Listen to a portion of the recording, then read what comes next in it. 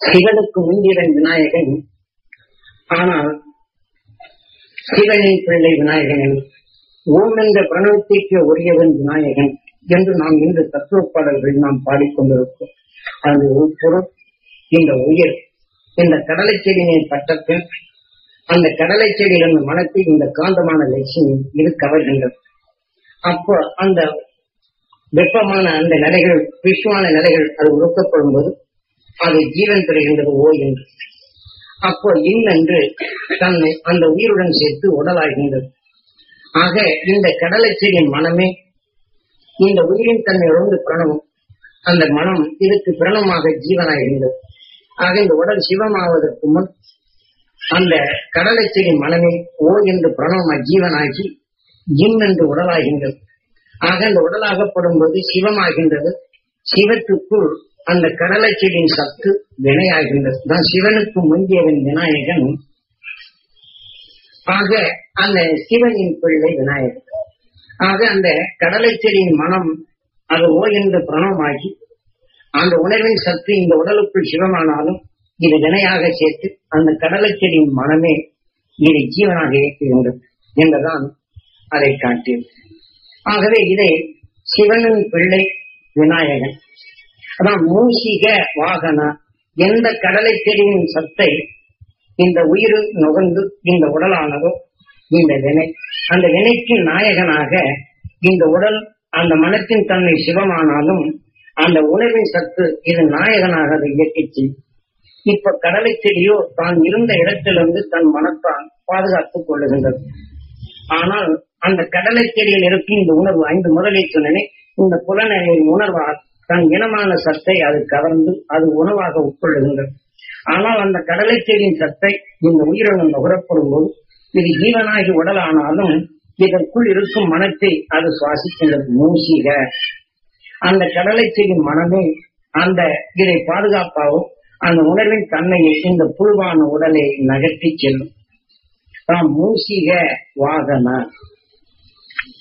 அப்ப அந்த சுவாசித்த உணர்வின் தன்மை இந்த உடலை அந்த இதுதான் வாகனமாக அந்த உடலை செமந்து செல்லுகின்றது.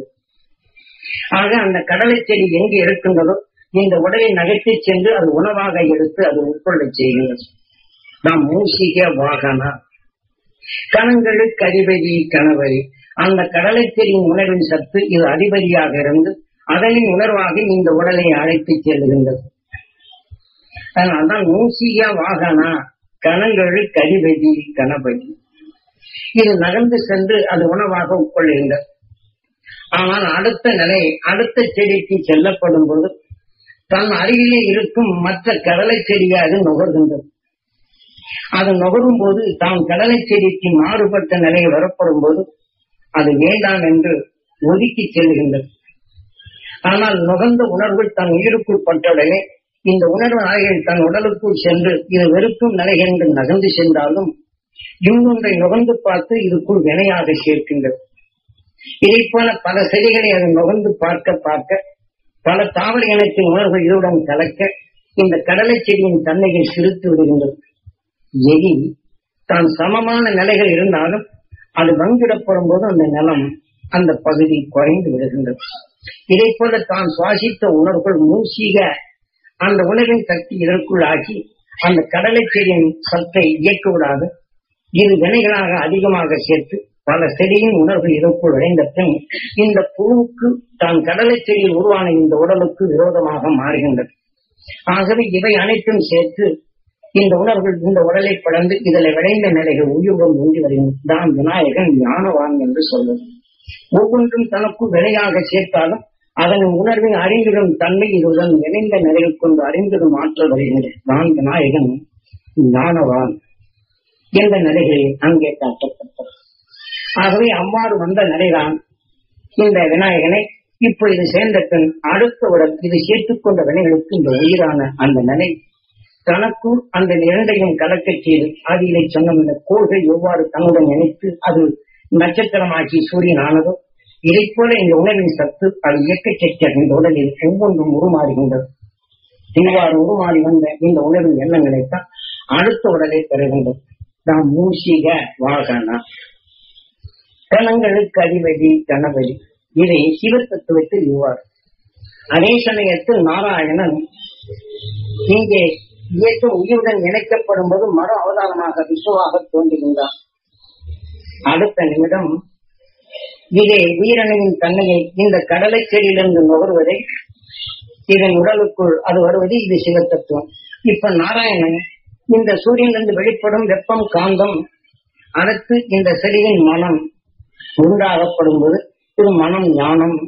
அதே சமயத்தில் இந்த கடலை செடியை கவர்ந்து கொண்டால் காயத்ரி, அதனின் வலு கொண்டுதான் இந்த உணர்வின் சக்தி இந்த உடலை அந்த உணர்வாக இயக்கின்ற காயத்ரி என்பது உணர்வு பெயர் வைக்கின்றார்கள். ஆக இந்த உயிரணு இதை நுகர்ந்து இந்த உணர்வின் சத்தை அந்த சீதா என்ற சுவை இந்த உடலுக்குள் மாறினாலும் அது எண்ணங்களாக பிரதிபலிக்கும் போது அம்புகளாக பாய்கின்றது. அதான் நாராயணன் திரேதா யுகத்தில் சீதா ராமனாக தோன்றுகின்றான். இதை காவியமாக பின்வந்த அகஸ்தியன் கண்டுணர்ந்தது பின்னால் தோன்றிய வியாசகரால் இது உணர்த்தப்பட்ட நிலை. ஆகவே அகஸ்தியன் தனக்குள் கண்டுணர்ந்து வெளிப்பட்ட உணர்வை பின்வந்த மக்களுக்கு தான் கண்டுணர்ந்தது வியாசகன் இதை தெளிவாக நாராயணன் கடவுளின் அவதாரம் என்ற நிலைகளில் இந்த சூரியனிலிருந்து வெளிப்படும் இந்த நிலைகள் இந்த தாவர சத்து இங்கே தாவர இனங்களுக்கு மனமாகவும் அது வெளிப்படுத்தப்பட்ட உணர்வுகள் உயிரணு நுகர்மையானால் இது திரேரா சரீரத்துக்குள் இந்த யுகத்துக்குள் எண்ணங்களாக இயக்குகின்றது. ராமன் அம்பை எய்தான் என்றால் தன் கணைகளை திருப்பி வாங்கிக் கொள்வாங்க. இப்ப நாம் கோபமான உணர்வை சுவாசிக்கிறோம். இந்த சுவாசித்த உணர்வு கொண்டு கோபமாக சொல்லும் போது அந்த உணர்வு உங்களுடைய சொல் உங்களுக்குள் அன்பாக தைக்கின்றது. அந்த உணர்வை தன்னை திருப்பி அதே கோப கணைகளைத்தான் எண்ணீர் வீசுகின்றது. அதனால்தான் ராமன் அம்பை எய்தான் என்றால் அந்த கணைகளை ராமன் வாங்கிக் கொள்வான் என்ற நிலையில் இதுகள்லாம் சாதாரண மக்கள் உணர்ந்து கொள்ளும் நிலைகளில் இந்த வியாசக பகவான் எளிய நிலைகள் அவன் கண்டுணர்ந்த நிலைகள் அவனும் கல்வி அறிவற்றவன் அவன் உயிரை காத்திடும் நிலைகள் கொண்டு அவன் ஏங்கி தவித்த விண்ணை நோக்கிய நிலைகளில் அகத்தின் ஆற்றல் நீக்க நிலைகள் சிக்கி அதன் உணர்வின் ஆற்றலாகத்தான் இந்த வியாசகர் இத்தகைய நிலைகளை நமக்கு உணர்த்தினார். ஆகவே சீதா ராமன் இங்கே திரேதா யுகத்தில் பிறக்கின்றான் ராமனாக என்று பின்வந்த வால்மீகி இதனை எண்ணங்கள் என்ற நிலைகளில் எந்தெந்த சுவையின் நிலைகள் சீதா சுவை என்றும் அந்த உணர்வின் இயக்கங்களாக எண்ணங்கள் பாயப்படும் போது அதனின் நிலையை எவ்வாறு இயக்கிறென்றும் இங்கே காயத்ரி என்றாலும் எந்த சுவையின் சத்தோ அதை காத்திடும் நிலை வலுவான நிலை ஓர் குரங்கு தன் இனத்தை எப்படி விடாப்புடியாக கவர் கொள்கின்றதோ இதைப்போல இந்த வலுவின் தன்மை கொண்டு சீத்தையும் அதை ஏற்கக்கூடிய ராமனின் காத்திரனாக காவலனாக இருந்தான் ஆஞ்சநேயன் என்று விஷ்ணு பக்தர்களுக்கு இங்கே அந்த சிவன் அந்த ஆஞ்சநேயனை ராமனின் பாதுகாவலன் என்று வைத்திருப்பார். இதுகளெல்லாம் நாம் தெளிவாக தெரிந்து கொள்வதற்கு நமது காவிய காப்பியங்களில் தெளிவான நிலைகள் உருவாக்க கொடுத்திருந்தாலும் காலத்தான் ஐதீகம் என்ற நிலைகள் மாற்றப்பட்டு உண்மைகளே மறைக்கப்பட்டு இன்று நாம் கடவுள் எங்கு இருக்கின்றான், ராமன் எங்கு இருக்கின்றான், சிவன் எங்கு இருக்கின்றான், ஈசன் எங்கு இருக்கின்றான், பிரம்மா எங்கு இருக்கிறார் என்று நாம் எங்கும் தேடிக்கொண்டிருக்கின்றோம். ஆனால் அரும் ஞானிகள் காட்டிய உணர்வழிகளில் நாம் பேரண்டம் அது அனைத்தும் சூரியன் எவ்வாறு அதன் நிலைகள் பெற்றதோ இதைப்போல உயிரணியின் தோற்றங்களில் மனிதன் எவ்வாறு உருவானான் எல்லாவற்றையும் அறிவிடும் நிலைகள் எவ்வாறு பெற்றான் என்ற நிலையில் அகசியன் தனக்குள் அன்பின் ஆற்றலை கண்டுணர்ந்த நிலைகளில் இது தெளிவாக எடுத்துரைத்தார். ஆகவே இதனை அவன் காட்டிய நிலைக்குள் இந்த சீதா ராமன் இங்கே சிவ தத்துவத்தில் இங்கே விநாயகர். ஆக இதை போல அடுத்து இங்கே இந்த உடலுக்கு கண்ணில்லாத குழுவாக இருக்கப்படும் போது அந்த இது ஒவ்வொன்றையும் நுகர்ந்து பார்த்து பார்த்து அந்த உணர்வு சக்தி இதற்குள் வினையாக சேர்த்து அதனை நிலைகள் கொண்டு அது உருமாறி வந்தாலும் இதனை தன்மை கொண்டு செடிகளை நாம் பார்க்க வேண்டும், தன் உணவை பார்க்க வேண்டும் என்ற இந்த நிலைகள் கொண்டு அதை நுகர்ந்து பார்க்க வேண்டும் என்ற உணர்வை பல சரீரங்களில் தனக்குள் உணர்வாக அது வினையாக சேர்க்கப்பட்டு அதனின் உணர்வு கொண்டு பல ஆயிரம் ஆண்டுகளுக்கு இந்த உடலுக்குள் கண்கள் தோன்றுகின்றன. அதுதான் நாராயணன் துவாரகா யுகத்தில் கண்ணனாக பிறக்கின்றான். நாராயணன் துவாரகா யுகத்தில் துவாரன் இந்த உடலுக்குள் கண்களாக விளையச்சு சீதா ராமன் இந்த மனமாக இருப்பது இந்த உடலுக்குள் திரேதா யுகத்தில் சீதா ராமனாக தோன்றுகின்றான். ஆனால் துவாரக யுகத்தில் நாராயணன் கண்ணனாக தோன்றுகின்றான். வாசுதேவனுக்கும் தேவகிக்கும் சிறைச்சாலையில் அடப்பட்டுக் கொண்டிருக்கும் இவர்களுக்கும் அந்த அன்னை தந்தையை மீட்டிட அந்த நாராயணன் இங்கே கண்ணனாக பிறந்து தனக்குள் கம்சனை வென்றிட பிறந்தான் என்று காவியங்களை தீட்டுள்ளார்.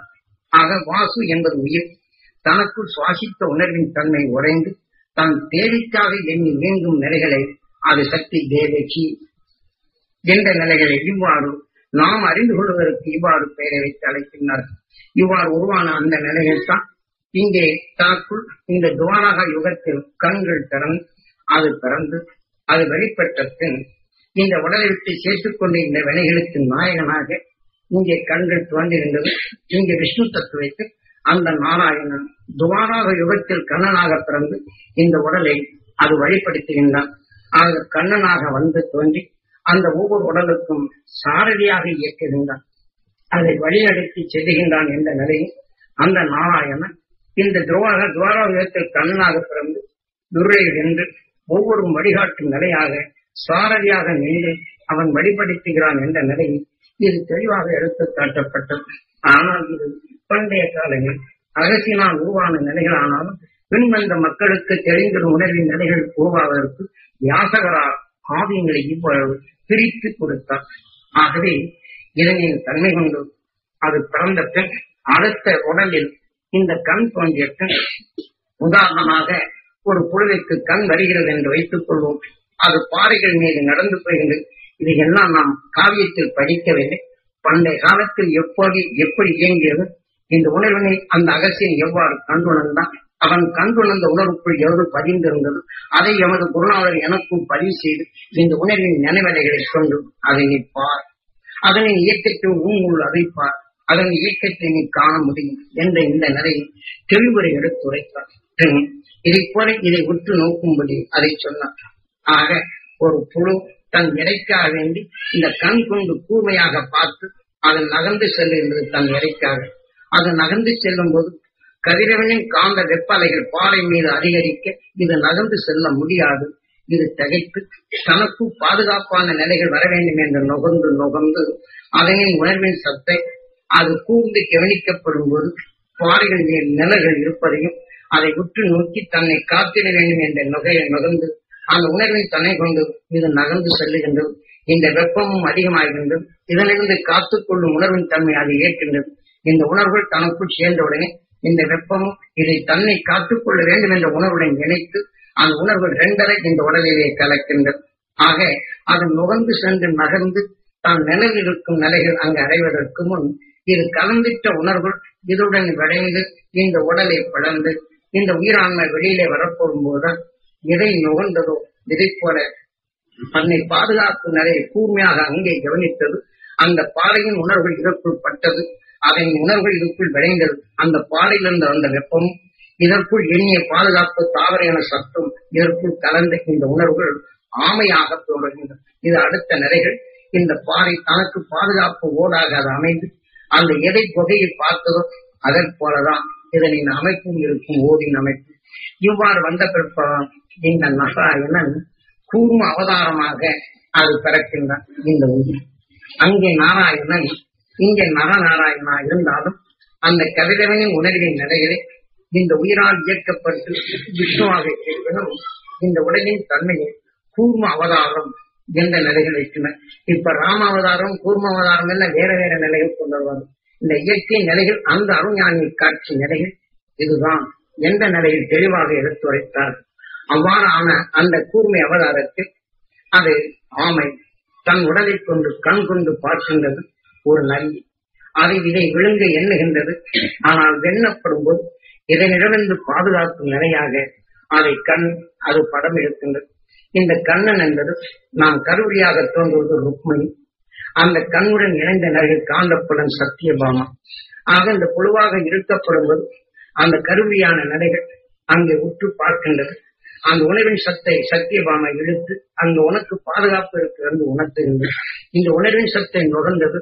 அந்த உணர்வின் சக்தி இதற்குள் படம் எடுத்தது. அந்த உணர்வின் ஆற்றல் இதற்குள் வந்த பின் அந்த உணர்வின் சத்தை இந்த புழுவுக்குள் அது உருவாகின்றது.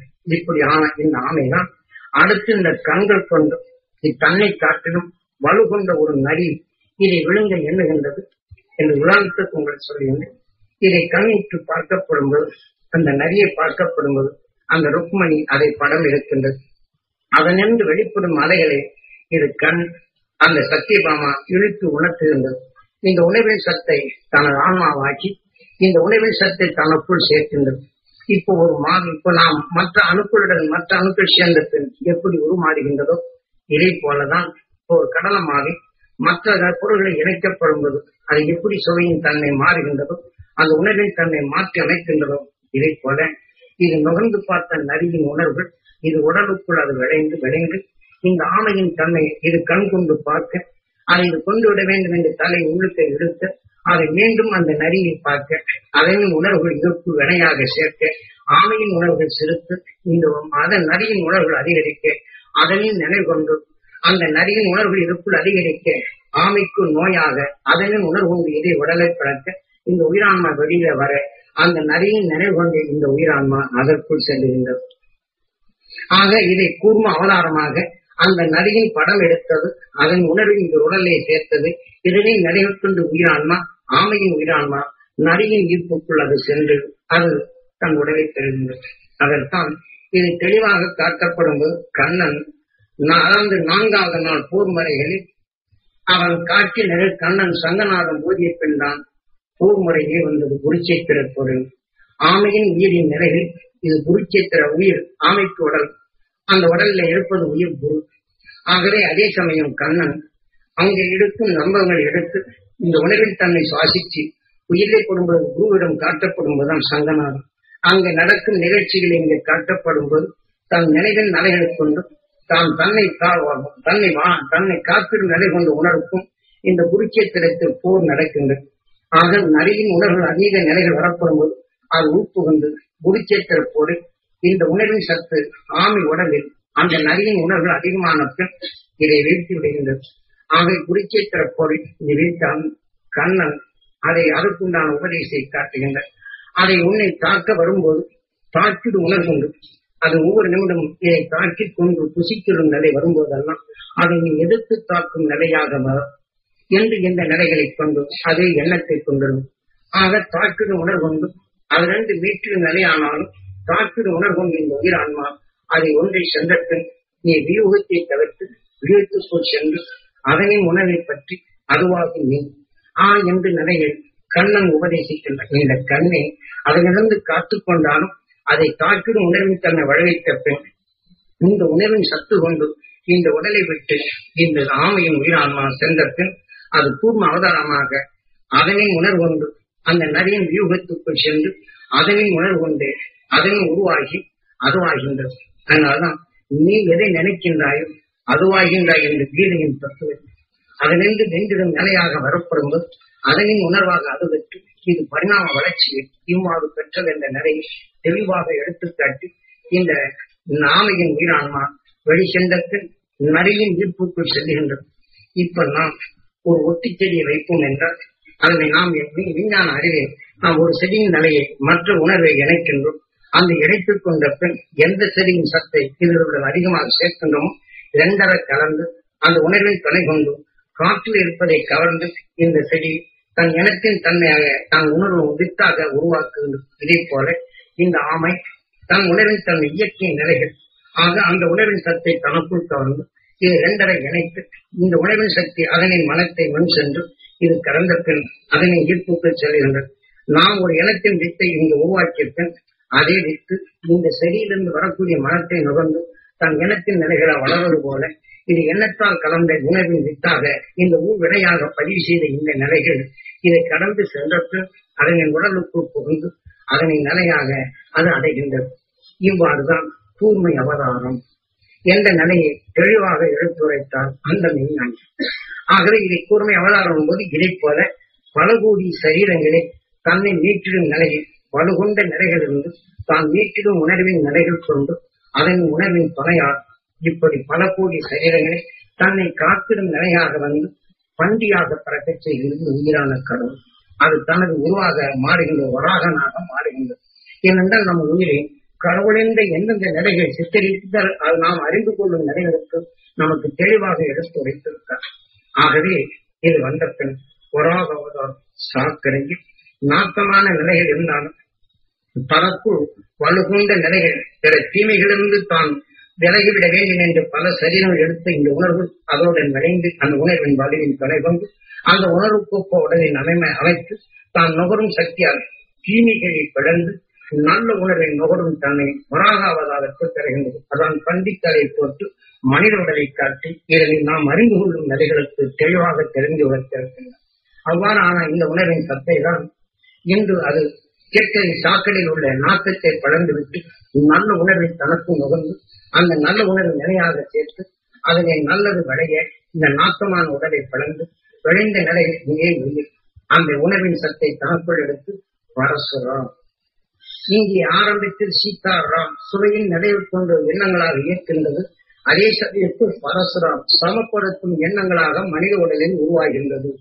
ஆக எண்ணங்களே ராமன் என்றும் அந்த நாராயணன் உணர்வுக்கு தக்கவாறு எண்ணங்கள் இயக்குவது அந்த உணர்வுக்கு மனத்திற்கு தக்கவாறு எண்ணங்களும் எண்ணத்திற்கு தக்கவாறு உணர்வுகள் இந்த நிலைகளை தெளிவாக எடுத்துள்ளது. ஆகவே அதனின் துணை கொண்டு இப்போ வராக அவதாரம் வந்திருப்போது பரசுராம் என்ற நிலைகள் மனித உறவு கருவி நாம சமப்படுத்தும் நிலைகள் பெற்ற அதற்கு அடுத்து பலராம் நாம் பலருடைய எண்ணங்கள் உருவாகும் அந்த எண்ணத்தின் நிலைகளை நாம் அறிந்துணர்ந்து அதனை நாம் அறிந்திடும் மாற்றம் பெற்றது பலராம். அதற்கப்புறம் நரசிம்மா. ஆக நரசிம்ம அவதாரம். ஆக நரசிம்மன் வாசப்படி மீது அமர்ந்து மடி மீது இறைஞனை அமர்த்தி அதை வகர்ந்து அந்த இறைஞனை வீழ்த்தினான் என்ற நிலை. அதற்கப்புறம் இந்த விளக்கத்தை கொடுக்கின்றேன். ஆக இதை போல இது பரசுராம் என்ற நிலையில் நரசிம்ம அவதாரத்துக்கு அப்புறம் கல்கி. ஆக இந்த உயிர் இந்த உணர்வின் தன்னை ஒளியாக மாறும் நிலை 10வது நிலை அடைகின்றது. இந்த பரசுராம் என்ற நிலையிலிருந்து பலவற்றையும் அணிந்து நரசிம்ம அவதாரமாக மாறி தீயதை நீக்கி நல்ல உணர்வினை ஒளியாக மாற்றி உயிரின் ஒன்றிய ஒளியின் சரீரமானது கல்கி அவதாரம் நமது உயிரே 10வது நிலை அடைகின்றது என்ற நிலையும் அது உணர்த்தப்பட்டது. ஆகவேதான் இங்கே நாம் இதை விஷ்ணு தத்துவத்தை இதை காட்டப்படும் உயிரின் இயக்கமான நிலையும் உணர்வின் சத்து உடலாகி அந்த உடலின் தன்மை வினையாகி அதற்குள் இயக்கத்தை தன் நிலைகள் அடைந்தாலும் சக்தியின் உடலின் உணர்வு நிலைகள் உடலின் பரிணாம வளர்ச்சி ஆனாலும் அதனுடைய நிலைகள் கொண்டு நாம் எப்படி என்ற நிலையில் விநாயகர் தத்துவத்தை இங்கே தெளிவாக எடுத்து உரைத்துள்ளார். இதை நாம் பார்ப்போம்.